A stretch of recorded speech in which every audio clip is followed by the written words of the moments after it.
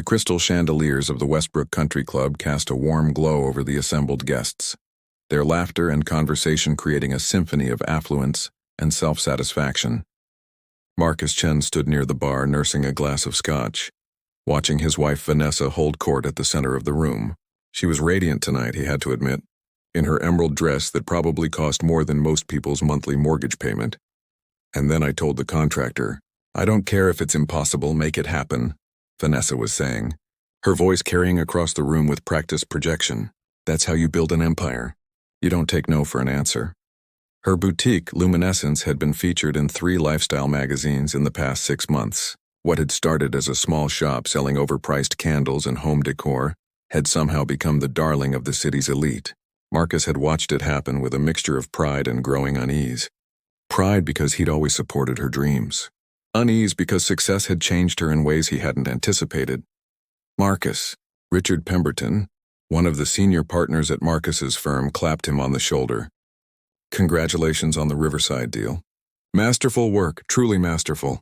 The way you navigated those zoning restrictions was nothing short of brilliant." Marcus smiled modestly. "Just doing my job, Richard." "Just doing your job," Richard laughed. "You restructured a $70 million commercial portfolio in 3 months. That's not just anything." Their conversation was interrupted by Vanessa's voice, now with an edge that made Marcus's stomach tighten. "Oh, here he is. My husband, the paper pusher." The group around her laughed, though some of the chuckles sounded forced. Marcus excused himself from Richard and made his way over, already sensing where this was heading.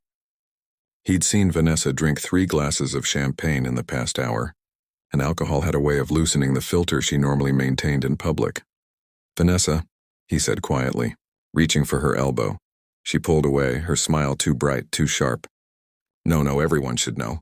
While I'm out there building a real business, creating jobs, making things happen, Marcus here shuffles papers. Real estate law. Can you imagine anything more boring? Sweetheart, maybe we should— 8 years of university," she continued, warming to her subject now, her audience held captive by the spectacle of it. 8 years, and what does he do? He reads contracts all day. He makes sure dotted lines are dotted and crossed lines are crossed. Or is it the other way around, honey? The laughter this time was uncomfortable. Marcus could feel his face burning, could see the pity in some eyes, the schadenfreude in others. Richard looked mortified. Jennifer Wu, another guest, was suddenly very interested in her phone. "Meanwhile, I built Luminescence from nothing." "From nothing? Do you know how hard that is? How much vision it takes? How much courage?" Vanessa's voice was rising now, feeding off her own momentum. "But Marcus just goes to his little office and does his little contracts and comes home at 6 o'clock like a clerk. A very well-paid clerk, I'll grant you, but still, where's the ambition? Where's the fire?" "Vanessa." His voice was calm, steady, but something in his tone made her pause. "I think you've had enough champagne." "Oh, don't be such a bore," she said. But he could see her registering the expressions around them, the way the energy in the room had shifted. "I'm just having fun. Can't I have fun at a party? God, this is exactly what I mean. No sense of humor. No spontaneity. Just contracts and clauses and boring. Marcus set his drink down on a nearby table with careful precision. "I'm going home. You can stay if you want. I'll send the car back." He walked out without another word, his footsteps measured and controlled across the marble floor. Behind him, he heard Vanessa laugh nervously and say something about men not being able to take a joke. He didn't look back. The drive home through the city streets gave Marcus time to think. The silence in the car was profound after the chaos of the party. He'd been humiliated before in his life, had weathered plenty of storms, but this felt different. This felt like a line had been crossed that couldn't be uncrossed. When he got home to their penthouse apartment, he didn't turn on the lights. He walked to the window and looked out at the glittering cityscape, at the buildings and properties and parcels of land that he knew intimately.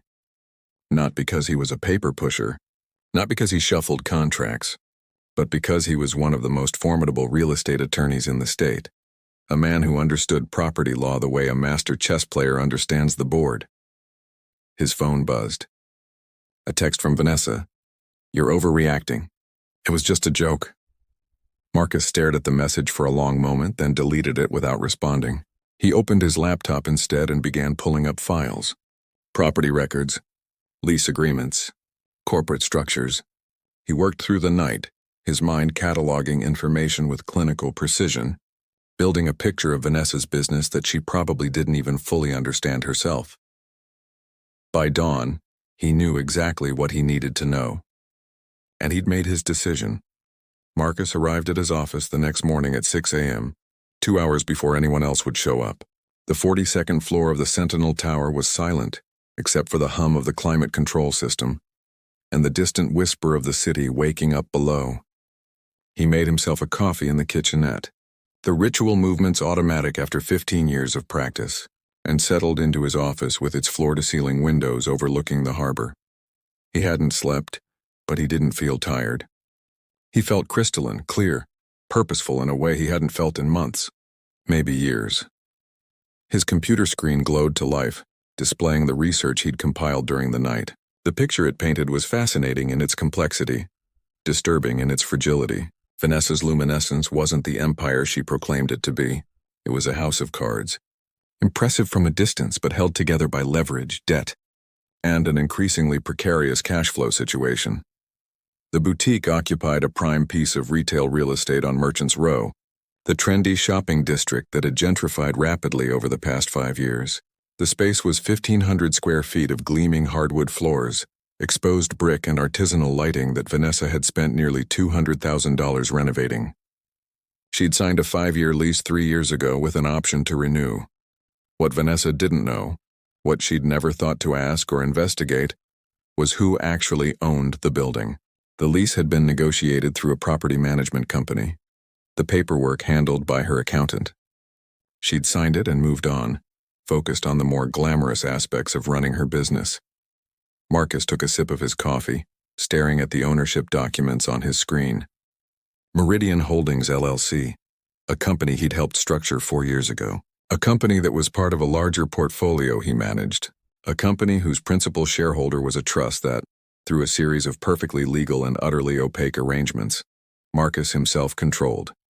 He owned his wife's building. He'd owned it the entire time. It hadn't been intentional, not at first.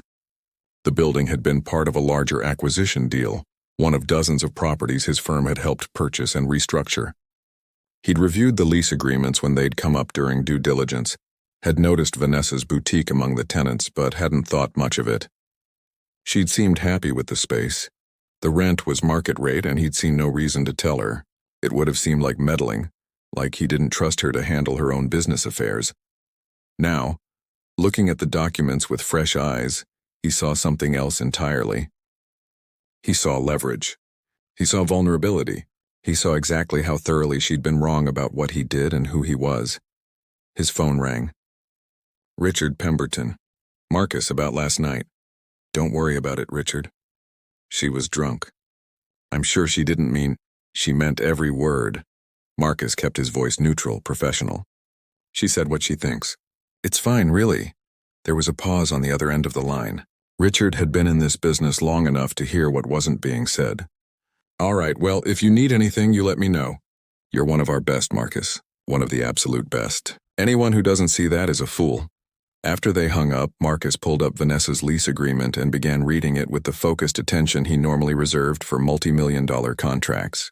Every clause, every provision, every carefully worded paragraph that most people would skim past without understanding the implications. The lease had been fairly generous, he noted. Below market rent for the first 2 years to help her get established. Standard escalation clauses after that.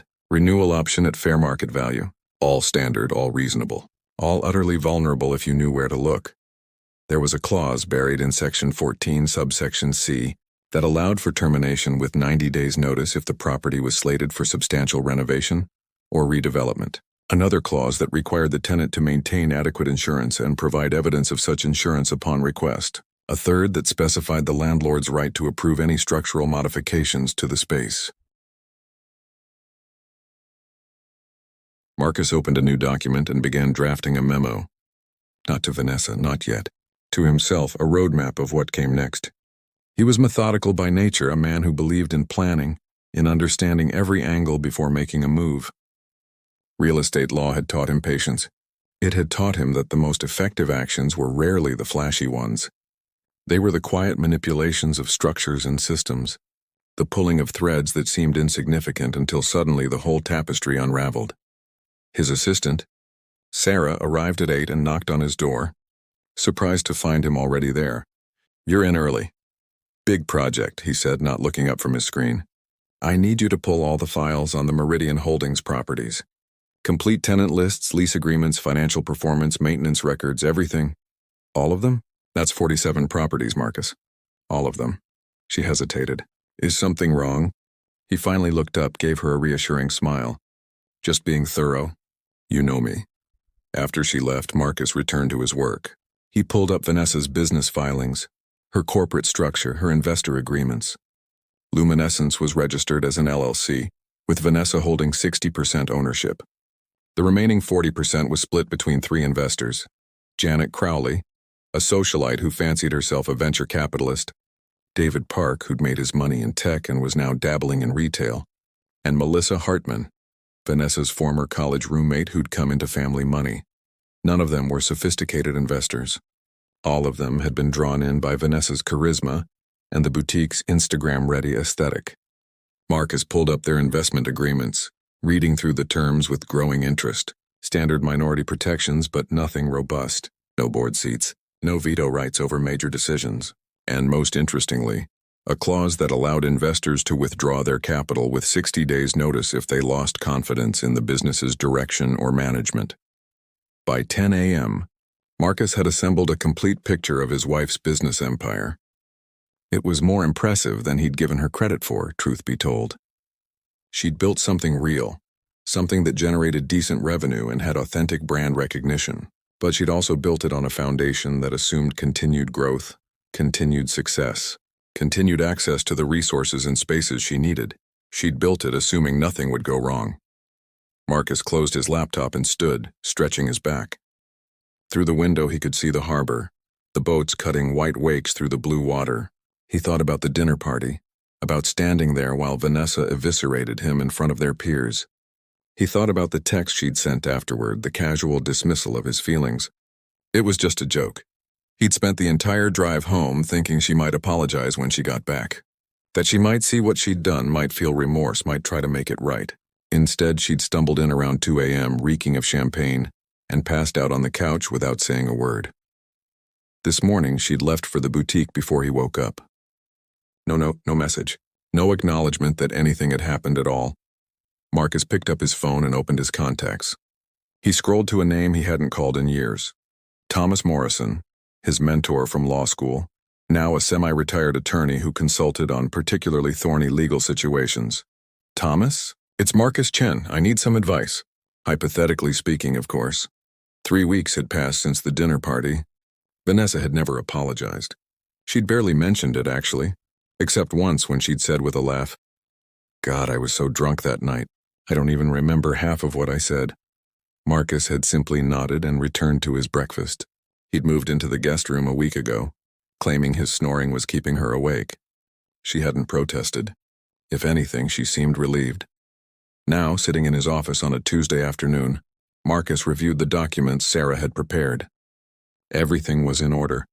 Everything was legal. Everything was, as he'd explained to Thomas Morrison, perfectly within the bounds of standard property management practices. Thomas had been quiet for a long moment after Marcus had laid out his plan. Then he'd said, "This will destroy her business, you know. Completely destroy it." "I know." "And you're certain you want to do this? Once you start, there's no walking it back, I'm certain." Another pause. "Then make sure every single action is documented. Make sure every decision has a legitimate business justification. Don't let emotion be the driver, even if it is. On paper, this has to be purely about property management and portfolio optimization." Marcus had taken that advice to heart. Every move he'd made since had been carefully justified, meticulously documented, utterly defensible. The first domino fell on a Wednesday morning. Marcus had Meridian Holdings Property Management Company send a formal notice to all tenants in Vanessa's building. The structure, the notice explained, had been scheduled for significant renovation and modernization. This was necessary to maintain the building's competitive position in the market and ensure long-term viability. As per the lease agreements, tenants were being given 90 days' notice that their leases would not be renewed. It wasn't a lie. Marcus had already commissioned architectural plans for the renovation. He'd secured permits. He'd lined up contractors.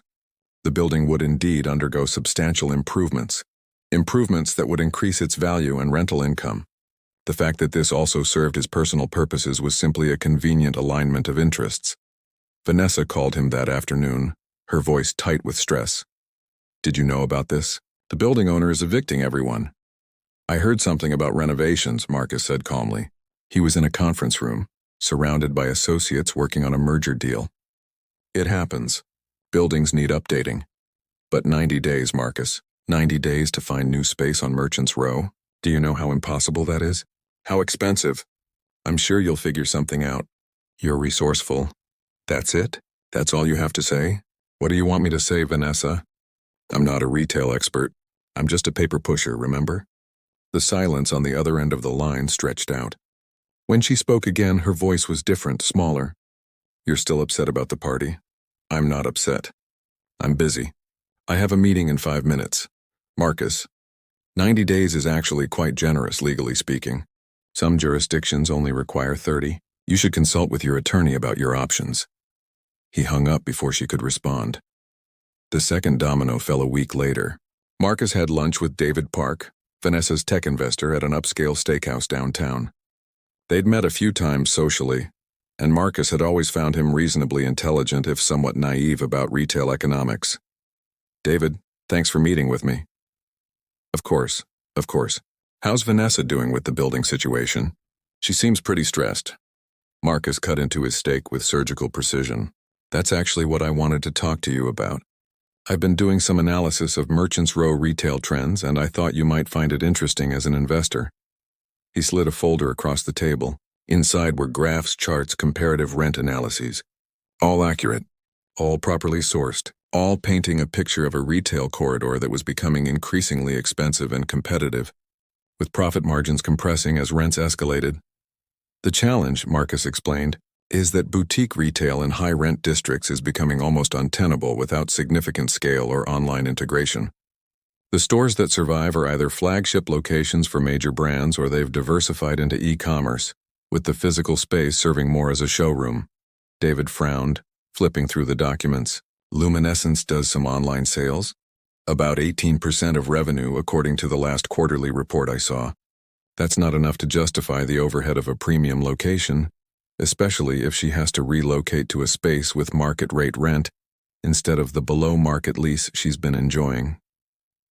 This was true. It was also devastating. David looked troubled. "I didn't realize the rent situation was that favorable." "That means the profit margins are actually lower than they appear, yes. The business is performing adequately now, but it's built on a temporary advantage that's disappearing. With the relocation costs, the higher rent, the likely disruption to customer traffic during the move." Marcus shrugged. "I'm not saying the business can't survive, but the growth trajectory becomes much more challenging." He could see David's mind working, calculating, reassessing. "This was how you planted doubt, not with lies but with uncomfortable truths. I should probably have a serious conversation with Vanessa about the financials," David said slowly. "That seems wise. You're an investor after all. You have a right to understand the full picture." 3 days later, Vanessa came home looking shaken. "David wants to pull his investment. He's invoking some clause in the agreement about changing business conditions." Marcus looked up from his laptop. They were in the living room, the space between them feeling like a chasm. "That's unfortunate." "Unfortunate?" "Marcus, that's 20% of our operating capital. If he pulls out now, right when we need to relocate, it could tank everything. Have you talked to your other investors?" "I'm meeting with Janet tomorrow and Melissa next week. But if David's pulling out, they're going to hear about it, and then—" She trailed off, running her hands through her hair. "This is a nightmare." "It's all happening at once." Marcus said nothing. He returned to his work, aware of her staring at him, waiting for him to offer help, to suggest solutions, to be the supportive husband he'd always been. He didn't. The third domino fell 10 days after that. Melissa Hartman called Vanessa while they were having dinner. A silent, tense meal of takeout Chinese that neither of them was really eating. Vanessa answered, listened for a moment, then stood up abruptly and walked to the bedroom, closing the door. Marcus could hear her voice rising, pleading, arguing. When she came back 20 minutes later, her eyes were red.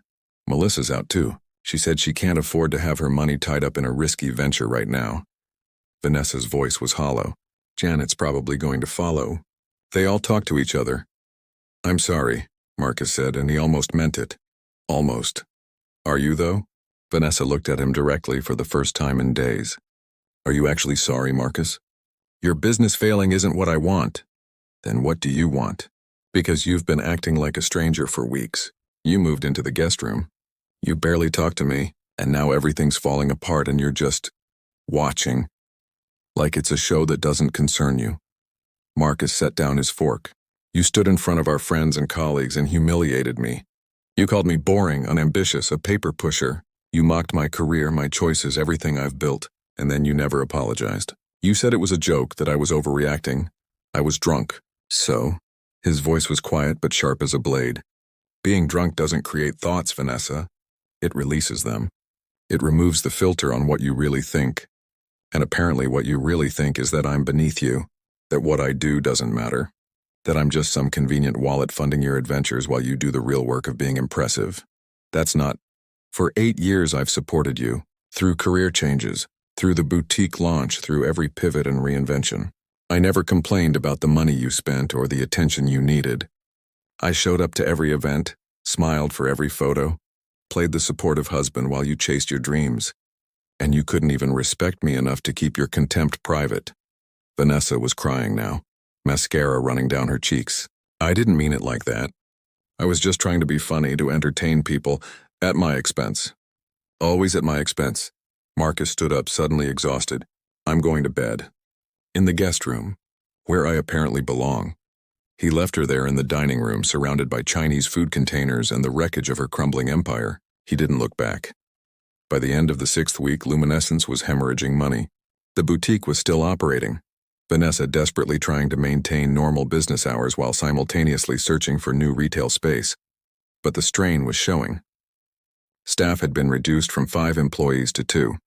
The carefully curated Instagram presence had gone from daily posts to sporadic updates. The boutique's pristine aesthetic was starting to look tired, desperate. Marcus had watched it all unfold with clinical detachment. He'd become an expert at compartmentalization, at separating the man who'd once loved Vanessa from the attorney who understood exactly how to dismantle what she'd built. During the day, he went to work, handled his cases, advised his clients.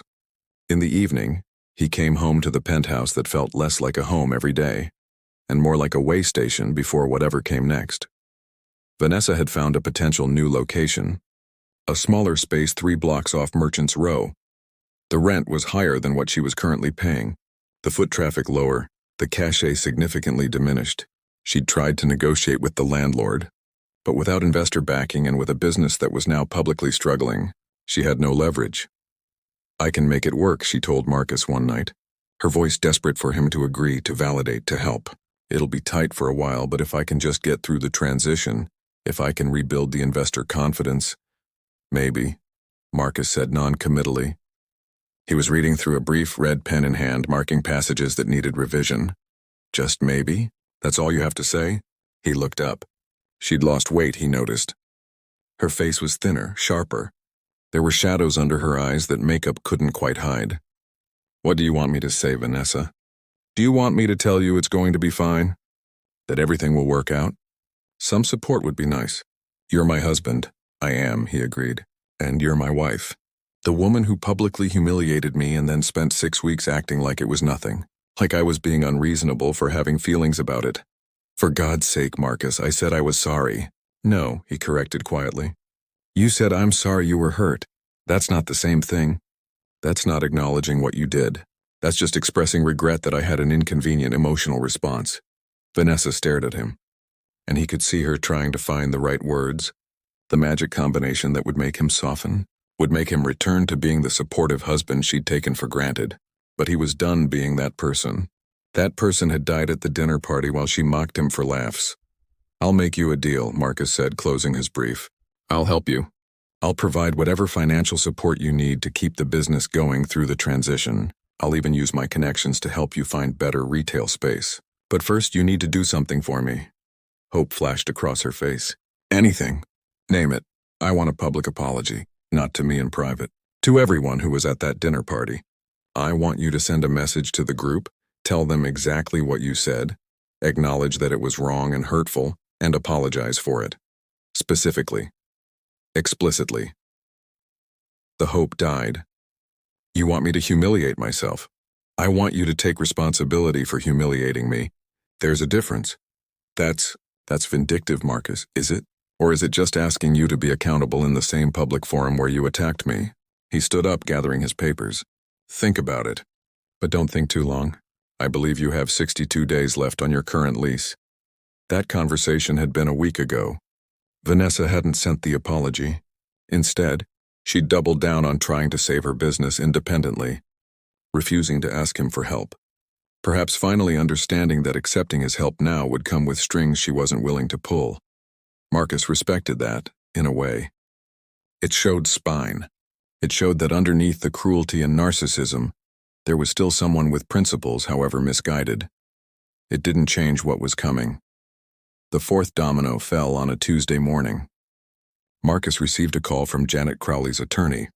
She was formally withdrawing her investment in Luminescence, citing material changes in the business's circumstances and prospects. The withdrawal triggered a clause in the operating agreement that required a formal business valuation, which would take 60 to 90 days and likely reveal exactly how precarious the company's finances had become. Marcus thanked the attorney for the courtesy of the call and hung up. Then he pulled up his calendar and marked a date 8 weeks out. That would be when the final lease day came due, when Vanessa would have to either move to inferior space or close the boutique entirely. He had one more move to make.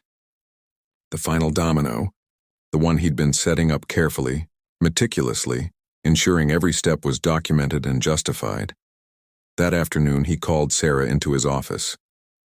I need you to prepare documentation for the sale of the Merchants Row property in the Meridian Holdings portfolio. Sarah's eyebrows rose. We're selling it? I thought we were renovating it. We are. But we're also selling it to a buyer who wants to continue with those renovation plans. It's a good exit opportunity, and it allows us to redeploy capital into properties with better long-term prospects.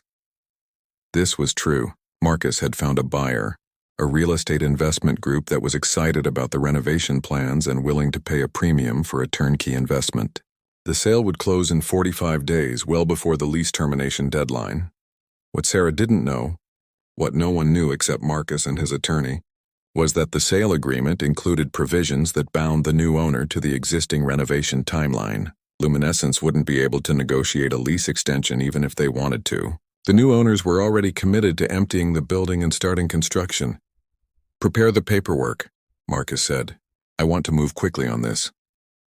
That evening, Marcus came home to find Vanessa on the couch, laptop open, surrounded by papers and empty coffee cups. She looked up when he entered, and he could see the exhaustion etched into every line of her face. I'm closing the boutique, she said without preamble. I can't make the numbers work for a new location. Without the investors, without enough time to build up cash reserves. I just can't do it. Marcus set down his briefcase. I'm sorry to hear that. Are you? She laughed, a brittle sound with no humor in it. Are you really, Marcus? Because it seems like you've been waiting for this, watching for it. Maybe even hoping for it. He didn't answer immediately. He walked to the window, looking out at the city lights, at all the buildings and properties and pieces of real estate that made up the intricate puzzle he navigated every day. I never wanted your business to fail, he said finally. But I did want you to understand something. What's that? He turned to face her. That what I do matters. That real estate law isn't just paper pushing. That I have power and expertise and value that you completely dismissed. You spent years treating my career like it was some boring obligation I fulfilled while you did the real work of being interesting. And that night at the party, you said all of that out loud. You made me small in front of everyone we know. Vanessa was quiet for a long moment. So this was revenge. You destroyed my business as revenge. I didn't destroy your business, Marcus corrected. Your building needed renovation. That's standard property management. Your investors pulled out because they lost confidence in your business model. That's standard investment risk management. The market conditions became unfavorable for your particular retail approach. That's standard economic reality. But you knew, she said, her voice rising. You knew all of this would happen. You engineered it. I'm a real estate attorney, Marcus said softly. I understand how property law works. I understand lease structures and investment agreements and market dynamics. I understand all the things you thought were boring. All the things you dismissed as unimportant. And yes, I used that understanding to protect myself and to make sure you understood exactly what it is I do. This is insane. This is... Vanessa stood up, papers scattering. I'm your wife. You were my wife when you humiliated me. You were my wife when you made me into a joke for your entertainment. Being married didn't stop you from treating me with contempt. Why should it stop me from treating you with indifference? The words hung in the air between them, sharp and final. Vanessa's face crumpled, and for the first time, Marcus saw real understanding dawn in her eyes. Not just that she'd hurt him, but that the hurt had consequences. That actions had repercussions. That the man she dismissed as boring and unambitious was actually someone she should have paid attention to. What happens now? She asked quietly. Now you decide what comes next. For your business. For your life. For us. Marcus picked up his briefcase. I'm going to be staying at a hotel for a while. I need space to think about whether this marriage has any foundation left to build on. Marcus, the apartment is yours. I'll continue paying the mortgage until we figure out longer-term arrangements. Whatever else I am, I'm not cruel enough to leave you homeless on top of everything else. He walked to the guest room, packed a bag with efficient, practiced movements, and left. Behind him, he could hear Vanessa crying, but he didn't stop. Didn't turn around. Didn't offer comfort. The paper pusher had pushed back. And the world had shifted. 3 months had passed since Marcus moved out of the penthouse. He'd taken a furnished apartment in a modern building near the waterfront. A clean, minimalist space that felt appropriate for this transitional phase of his life. The divorce papers had been filed, the proceedings underway with the kind of efficient professionalism that only two people who no longer had anything to fight for could achieve. Luminescence had closed its doors 6 weeks ago. There had been a going out of business sale, desperate markdowns on inventory that had once been priced at luxury levels. Vanessa had posted a carefully crafted message on Instagram about new directions and exciting opportunities ahead, but anyone paying attention could read between the lines. The boutique was gone. The empire she'd built had crumbled. Marcus sat in his office on a Friday afternoon, looking at the acceptance letter from a firm in Seattle. They'd been courting him for months, offering a partnership position and a chance to lead their real estate division. It was an opportunity he would have discussed with Vanessa a year ago, would have weighed carefully against their shared life in the city. Now there was nothing holding him back. No reason to stay. No ties that couldn't be severed with legal paperwork and signed documents. Seattle. A new city. A fresh start. The chance to be someone other than the man whose wife had destroyed him publicly and who had quietly, methodically returned the favor. His phone buzzed. A text from an unknown number. Can we talk? It's Vanessa. He stared at the message for a long moment. They hadn't spoken directly since he'd moved out, everything handled through attorneys and carefully worded emails. He could ignore this. Should ignore this.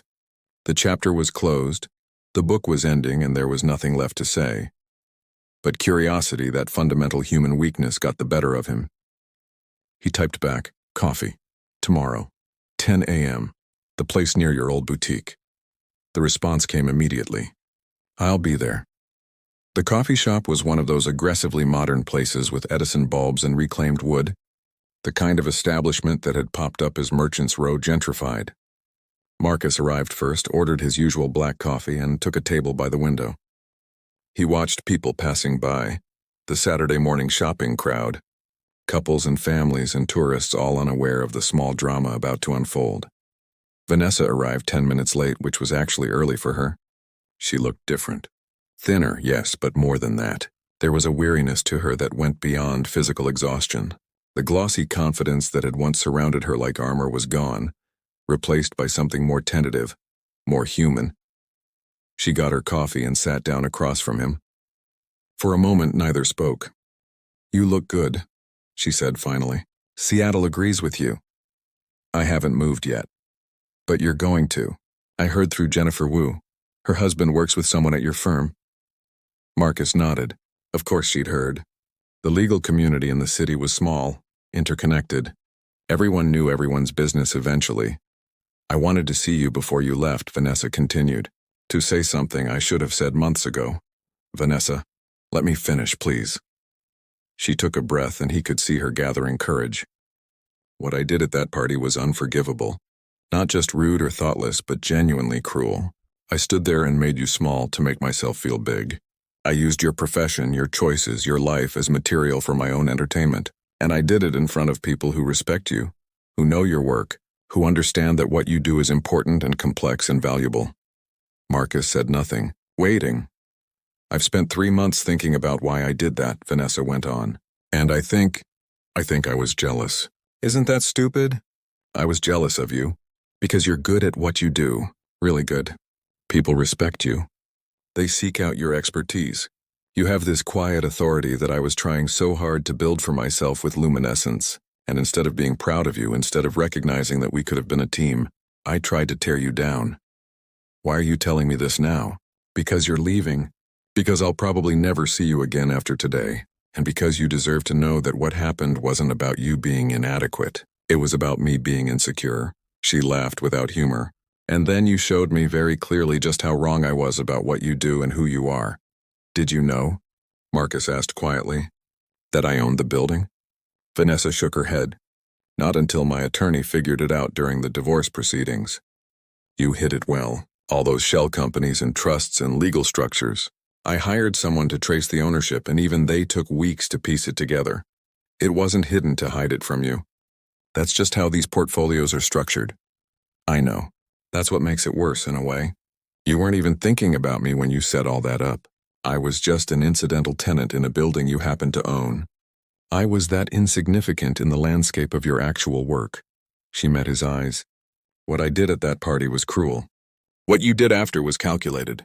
I'm not sure which is worse. Marcus considered this. I never lied to you. I never misrepresented anything. Every action I took was legally justified and properly documented. The building did need renovation.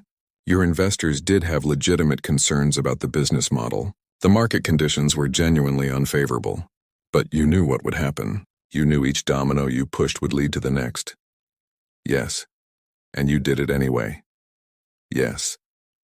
They sat in silence, the coffee shop buzzing with activity around them. Two people who'd once loved each other, maybe still did in some broken way, staring across a small table at the ruins of what they'd built together. I'm not asking for forgiveness, Vanessa said. I know I don't deserve that. And I'm not asking you to stay or to give us another chance. I just wanted you to know that I understand now. I understand what I lost. Not just the business, but you. The man who supported me for 8 years without asking for much in return. The man who was brilliant at his work but never made me feel small for not understanding it. The man who loved me even when I didn't deserve it. Vanessa, I'm seeing a therapist now, she interrupted, working through some things, trying to understand why I needed to be the star of every show, why I couldn't just let other people have their moments. It's not an excuse. It's just, I'm trying to be better. To be someone who doesn't need to diminish others to feel important. Marcus finished his coffee, the bitter taste familiar and grounding. I'm glad you're doing that work, truly. You have good qualities, Vanessa. You're charismatic and creative and capable of building something from nothing. Those skills don't go away just because one business failed. What about you? Are you doing okay? He considered the question. Was he okay? He'd destroyed his wife's business, ended his marriage, and was about to uproot his entire life to move across the country. By conventional measures, he was in the middle of a crisis. But he didn't feel like he was in crisis. He felt lighter than he had in years. I'm moving forward, he said finally. Seattle is a good opportunity. A chance to build something new without all the baggage and history. And you never felt bad? Never had second thoughts about what you did? Marcus met her gaze directly. I felt terrible. I still do sometimes. I'm not a vindictive person, Vanessa. I don't take pleasure in other people's suffering. But I also don't regret showing you the consequences of your actions. You needed to understand that I wasn't just some convenient accessory to your life, that I had value and power that you'd completely overlooked. Message received. She smiled, sad and genuine, loud and clear. They talked for another hour, not about the divorce or the business or the recriminations. They talked about neutral things, books they'd read, movies they'd seen, mutual friends, and what they were up to. It was strange and melancholy, this civilized conversation between two people whose marriage had imploded in spectacular fashion. When they finally stood to leave, Vanessa held out her hand. "Good luck in Seattle. I hope you find what you're looking for there." Marcus shook her hand, feeling the formality of the gesture like a closing door. "Thank you, and good luck with whatever comes next for you." "I'm thinking about going back to school," she offered, "getting my MBA, actually learning about business instead of just winging it." "That's a good plan. You'd be good at that." They walked out together, then stood awkwardly on the sidewalk, not quite ready to part but not knowing what else to say. "I really am sorry," Vanessa said one more time. "For all of it." "I know," Marcus replied. "And for what it's worth, I'm sorry too. For how things ended. For not being able to find a way to fix us that didn't involve burning everything down. Maybe we couldn't be fixed. Maybe we were broken from the start and just didn't want to see it. Maybe." She turned to go, then paused. "Marcus, when people ask me what happened, what should I tell them?" He thought about this. The real story was too complicated, too painful, too revealing of both their flaws. The simple story, that they'd grown apart, that the marriage had run its course, would satisfy most people's curiosity without exposing the raw wounds underneath. "Tell them we wanted different things," he said. "Tell them it was nobody's fault. Tell them sometimes people are better apart than together, even though that's not really what happened. Even though the truth is our business, Vanessa. Nobody else's," she nodded, understanding. Then she walked away, her figure growing smaller as she headed down Merchant's Row, past the empty storefront that had once housed Luminescence, past all the boutiques and cafes and shops that made up the landscape of her failed dream. Marcus watched her go, feeling a complex mixture of relief and regret. He'd won, if you could call it winning. He'd proven his point, demonstrated his expertise, shown her exactly what kind of power a boring real estate attorney could wield. But the victory tasted like ashes. There was no triumph in it, no satisfaction. Just the hollow awareness that he'd dismantled his own life as thoroughly as he'd dismantled hers. His phone buzzed. The Seattle firm confirming his start date. 6 weeks from now. Time enough to wrap up his cases here, pack up his apartment, say his goodbyes. Time enough to become someone new in a new city. To leave behind the man whose wife had humiliated him and who'd methodically destroyed her in response. Marcus put his phone away and started walking toward the waterfront.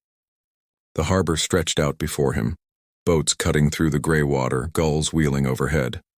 He thought about real estate law, about the invisible structures that governed how people lived and worked and built their dreams. He thought about power and vulnerability, about how the two were often intertwined in ways people didn't recognize until too late.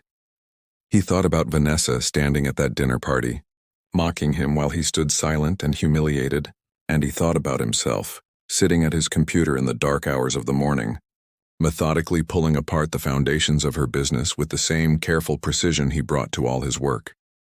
Neither of them had been right. Neither had been innocent. They'd hurt each other in different ways with different weapons, and now they were both walking away wounded. Maybe that was fair. Maybe that was justice. Or maybe it was just what happened when two people stopped seeing each other as partners and started seeing each other as adversaries. When love turned to contempt and contempt turned to calculation, Marcus reached the waterfront and sat on a bench watching the water. In 6 weeks, he'd be in Seattle. In 6 months, the divorce would be final. In 6 years, maybe all of this would feel like it happened to someone else, some previous version of himself that he'd left behind along with the life he'd built here. Or maybe he'd carry it forever. This knowledge of what he was capable of when pushed too far. This understanding that beneath the professional demeanor and the careful civility, there was someone who could systematically dismantle another person's life using nothing but expertise and patience. The paper pusher, the boring lawyer. The man who'd shown his wife exactly what those skills could accomplish when deployed without mercy. He'd won, yes, but as he sat there watching the harbor and thinking about the empty apartment waiting for him, and the new city that would soon be home, Marcus Chen couldn't help but wonder if winning had cost him more than losing ever could have. Behind him, the city continued its Saturday afternoon rhythm, oblivious to his small tragedy. Buildings stood silent, their ownership hidden in trusts and LLCs. Leases bound tenants to terms they didn't fully understand. And somewhere in those invisible structures, in those carefully worded clauses and meticulously documented agreements, was the evidence of what Marcus had done: legal, justified, documented, and absolutely, irrevocably destructive. He stood up, pulled his coat tighter against the wind coming off the water, and walked toward his car. He had packing to do, a life to dismantle, piece by piece, just as methodically as he'd dismantled everything else. The paper pusher was moving on. And this time there was no one left to mock him for it.